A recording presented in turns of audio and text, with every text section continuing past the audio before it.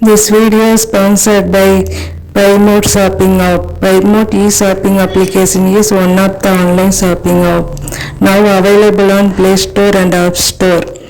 Link in my description. Check it now.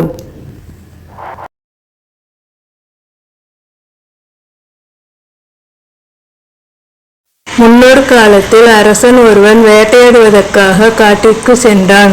அப்போது பறவை ஒன்று இறக்கைகளை படபடவென்று அடுத்தபடி கூவியது. பறவைகளின் மொழி அறிந்த வீரனை அழைத்தான் அவன்.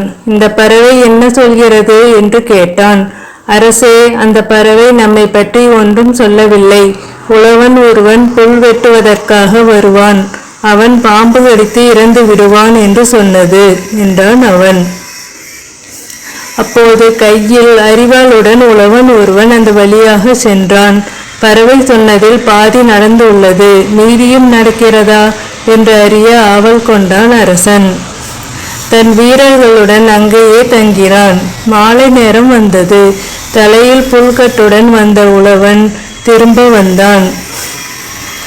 இதை பார்த்த அரசன் குறி சொன்ன வீரனை அழைத்தான். இந்த உழவனை பாம்பு கடிக்க மறந்து விட்டதா, அல்லது இவன் யமனை ஏமாற்றி விட்டானா?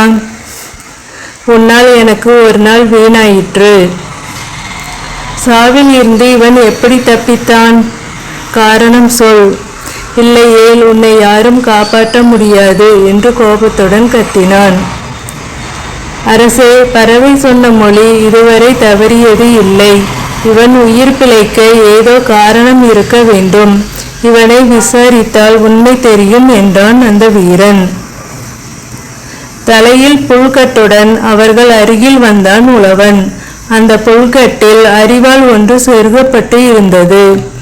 உழவனே, புல்கட்டை கீழே போடு என்றான் அந்த வீரன். அவனும் புல்கட்டை கீழே போட்டான். புல்கட்டு விழுந்த வேகத்தில் அதை கட்டியிருந்த கயிறு அறுந்தது. உள்ளே இருந்த புற்கள் பரவலாக விழுந்தன.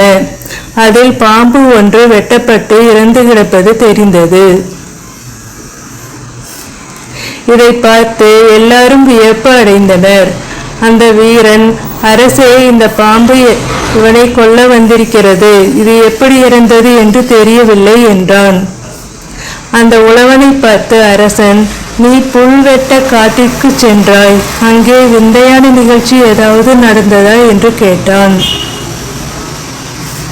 அரசே, அப்படி எதுவும் நடக்கவில்லை. வழியில் முதியவர் ஒருவர் வந்தார். நான் அவரை பணிவாக வணங்கினேன். நீரோடி வாழ்க என்று என்னை வாழ்த்தினார் என்றான் அவன்.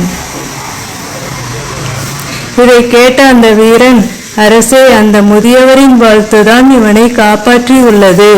உயர்ந்த சான்றோரின் சொற்கள் விதியையும் மாற்றும் வல்லமை வாய்ந்தவை என்றான். அதை ஏற்றுக்கொண்ட அரசன் அந்த வீரனுக்கும் உழவனுக்கும் பரிசு அளித்து சிறப்பித்தான்.